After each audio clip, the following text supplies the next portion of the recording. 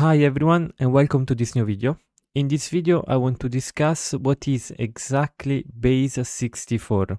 Now, when you're doing an activity like a CTF or a penetration testing activity, you will for sure encounter this encoding, this Base64. For example, here this is Burp Suite. I can go into the decoder tab and here I can write hello world. And then I can say encode as Base64 and it gives me this text, right? So in this video, I want to analyze why do we do this, why do we use this encoding, what is this encoding, and how we can compute it in Linux. This video is based on a blog post that I've written in my blog, this Base64 encoder in C. In this blog post, first I describe what is Base64 and at the end I show an implementation in the C programming language. So for bringing it into this video format, I decided to split it into two videos. In the first video, I will discuss what is Base64 encoding, and in the second video, we will actually implement it in code. So this video is going to be like an introductory. You don't need to know C. You can just watch the video to understand what is the Base64 encoding. In the next video, we will actually implement it in C code. And for that, you will need a bit of knowledge of C. So that's it. I hope you enjoyed the video. If you have some feedback, please leave it in the comments. Share it with like-minded people and we can actually start. So the first thing to understand is that Base64 is actually an encoding scheme. So when we talk about Base64, we are talking about an encoding scheme. So the question then becomes, what is an encoding scheme? And an encoding scheme is a mechanism that allows us to assign to each character of a particular alphabet a specific number. So for example, suppose that you're dealing with the English alphabet.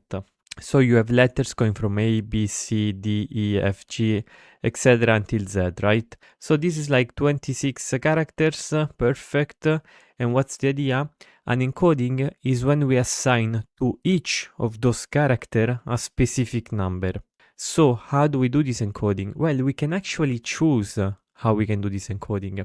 For example, we can choose, okay, let's assign to A the number 0.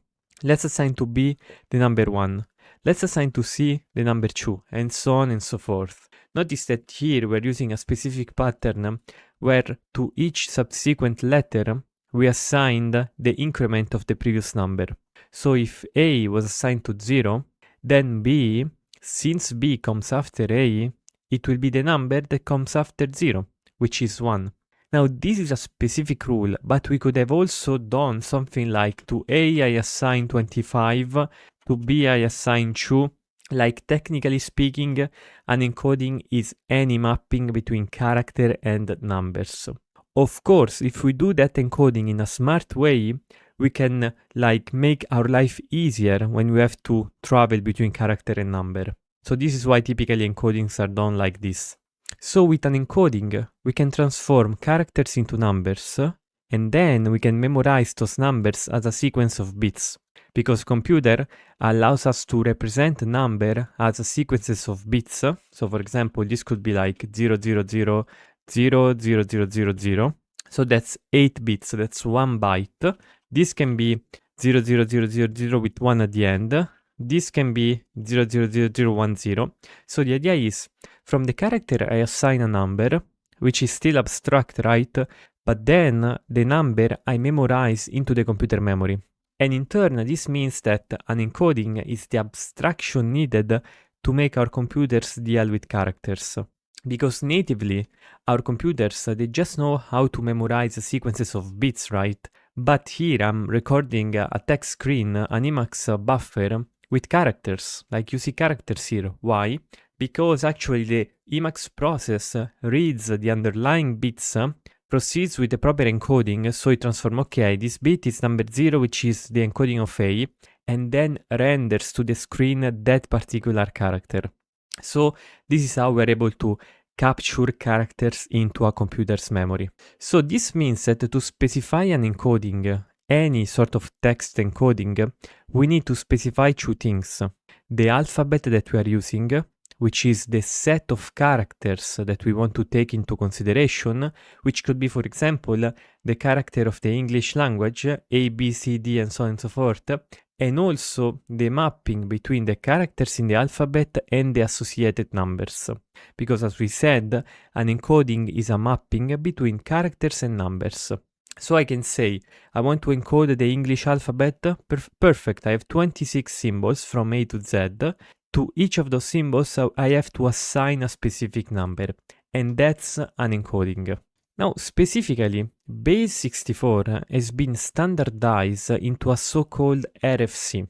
Now, RFC stands for Request for Comment, and they are standardized documents that essentially contain specific procedures. For example, this encoding Base64, since it has to be implemented in many different places, for example, Burp has a Base64 encoder, but also Linux, Windows, many programs offer this ability. Since this procedure has to be implemented in many different places, the idea is to define specifically the algorithm into a standard, so that when someone wants to implement a Base64 encoder, he can just refer to the standard and we will have the right recipe. Of course, in the way that the standard is written, it is abstract. It is not based on a particular technology, it is based on basic computer science ideas. And this is the standard. It said the Base16, Base32 and Base64 data encodings. This document specifies an Internet Standard Struct protocol for the Internet community and requests discussion and suggestion for improvements. Abstract. This document describes the commonly used Base64, Base32 and Base16 encoding schemes. It also discusses the use of line feeds in encoded data, use of padding in encoded data, and so on and so forth. So, in this document, essentially, we find all the details of the Base64 encoding and also other similar encodings. Now, specifically, why do you think it's called Base64? Well, we said that to specify an encoding, we need a working alphabet. And the alphabet that we work with must have a certain size. So the idea is that Base64 is an encoding that is specified, that specifies an alphabet of 64 characters, plus an extra padding character. And the characters used are shown below.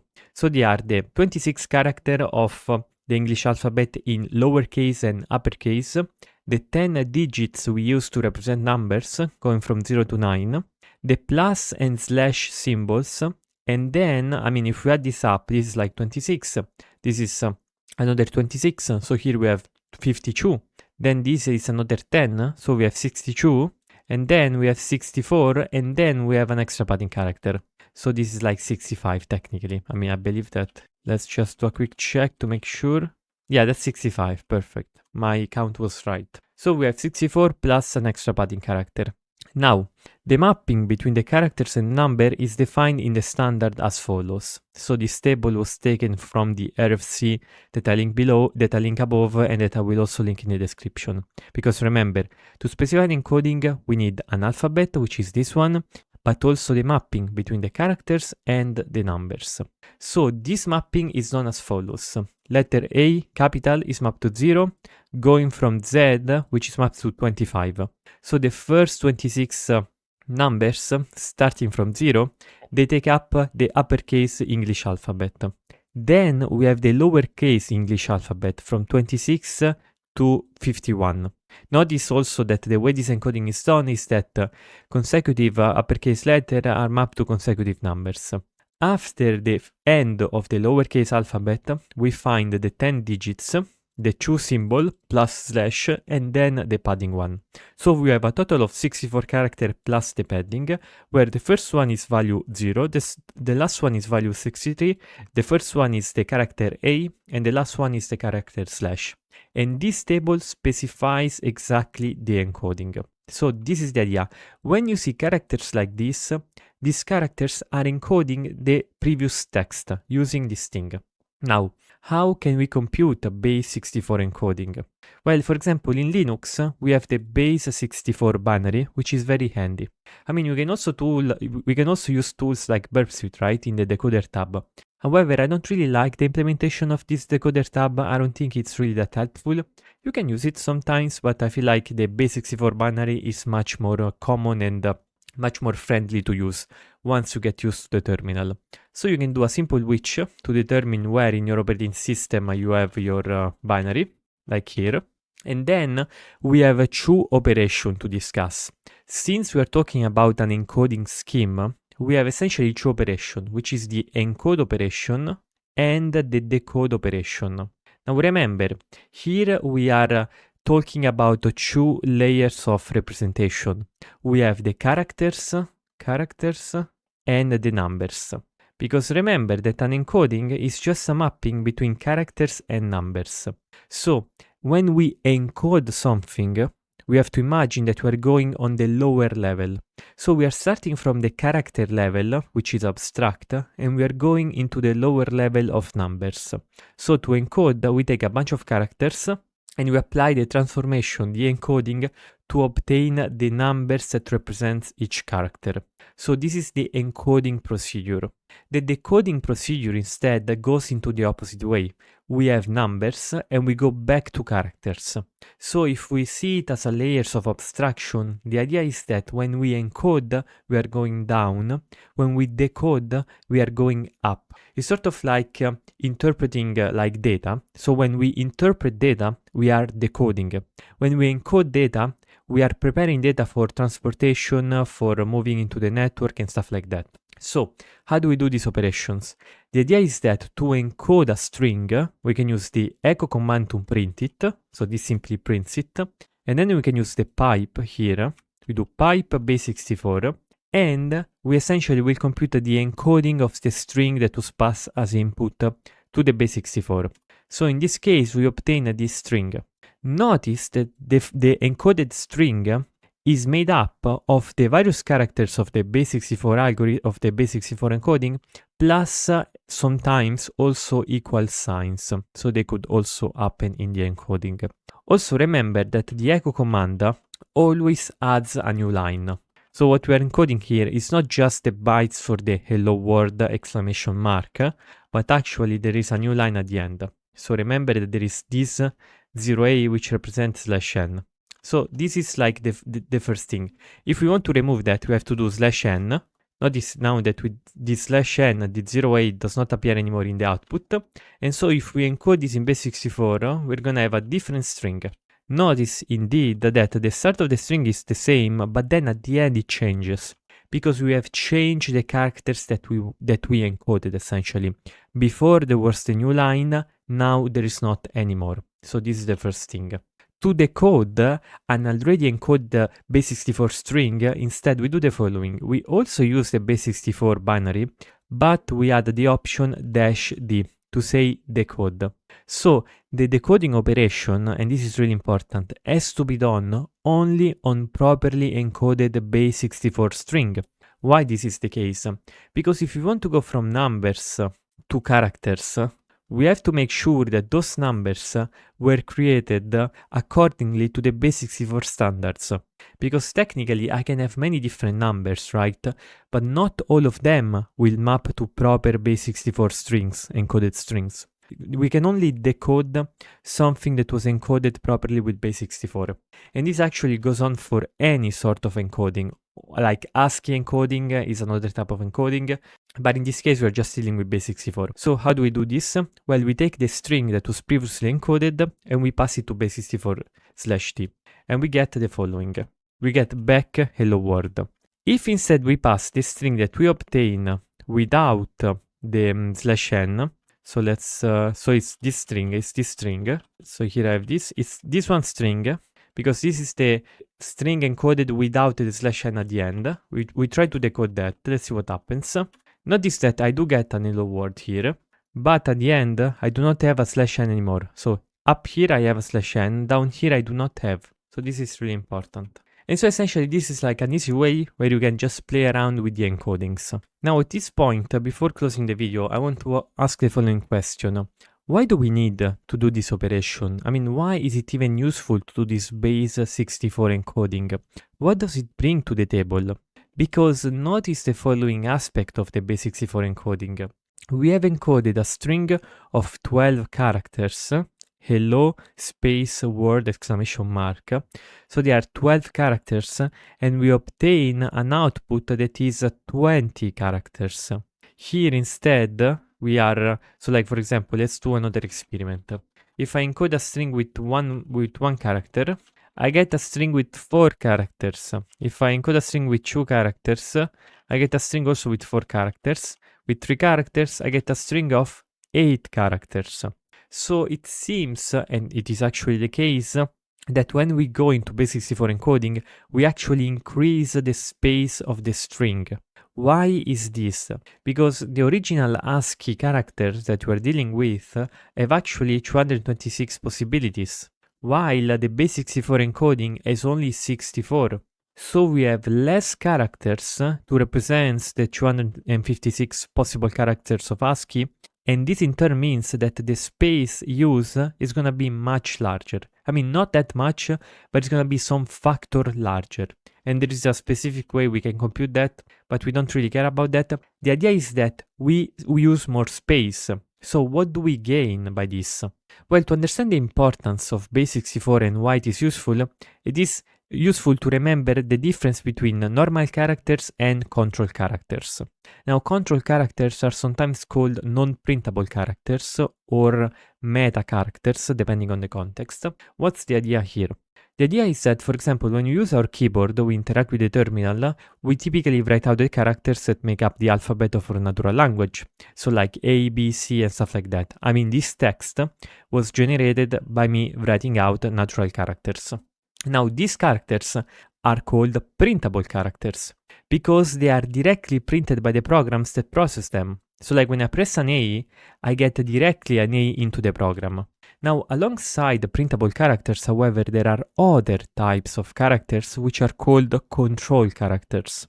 And these characters are special in the sense that they do not represent any common written symbol, like an English symbol or a digit when we write a number, but rather this control character, they are used to change the behavior of the program that receives them.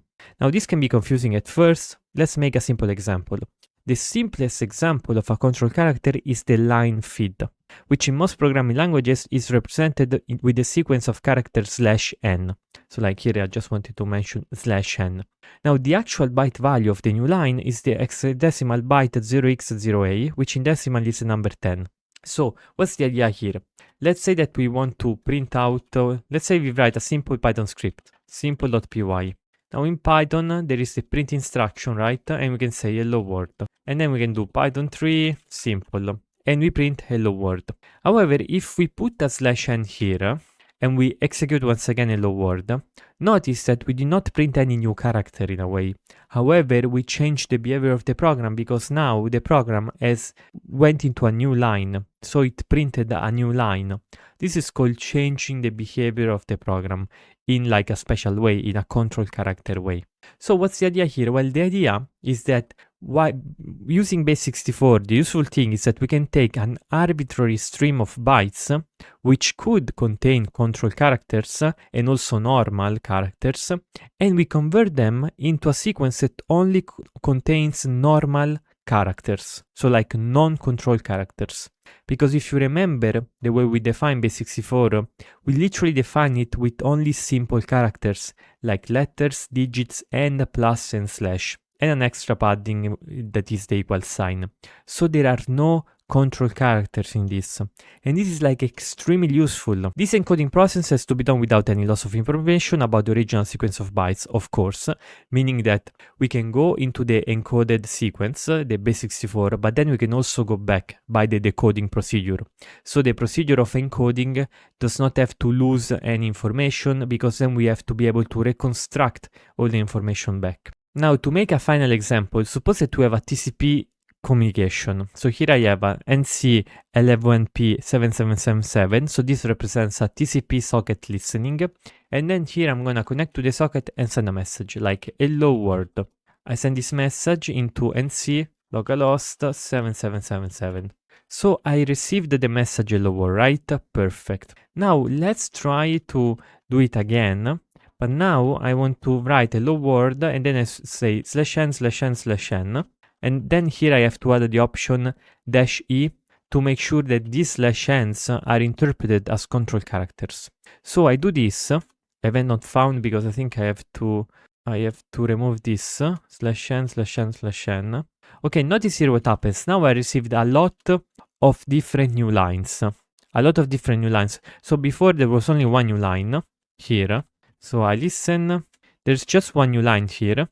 And I can also remove that new line by doing -n. So now there's not even a new line here. I don't get even a new line.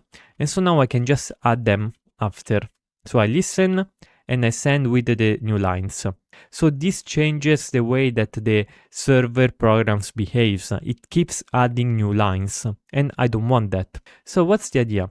The idea is that before sending these stuffs to Netcat, we can actually base64 encode it. So we base64 encode it, and then we send it to Netcat. And notice now what happens. The Netcat will receive only the base64 without creating a lot of new lines. So for example, here, I can put a lot of new lines here, 1, 2, 3, just a lot.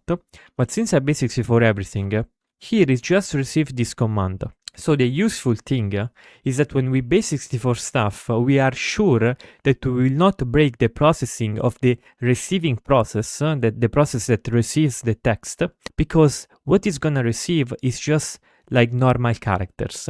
So at most, it's just gonna print those normal characters, and then it's gonna be able to decode the base64 and actually process it.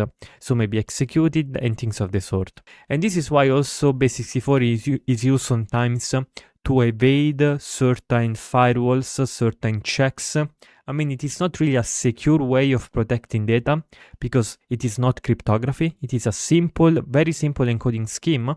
However, certain checks maybe are done on the original text. So if you encode the text and you pass the base64 encoding, you might be able to bypass certain checks. And so this is the idea of base64 encoding. It allows us to take an arbitrary stream of bytes, which we don't know if they contain control characters, normal characters, or in between. And it allows us to convert this arbitrary sequence of bytes into a sequence of bytes made up only of normal characters, of the English alphabet letter characters, of the digits characters, and of plus and slash, with an equal padding sign. So this is essentially the idea, and remember that when we do this encoding, we do not have to lose information. And this is why the output of the base64 is always greater than the input. We are trading a bit of space to have the certainty that we will not break the program receiving the data, because it's gonna be just normal characters. So this was an introduction to base64. In one of the next video, I will show how to implement it in C. These are some references. There is a blog post that I've written on the matter. This is base64 in C, you can read it. There's also the code already there if you're interested. And this is the RFC, which showcases how to actually implement this in the base64 encoding. And it shows, look, you have to do this.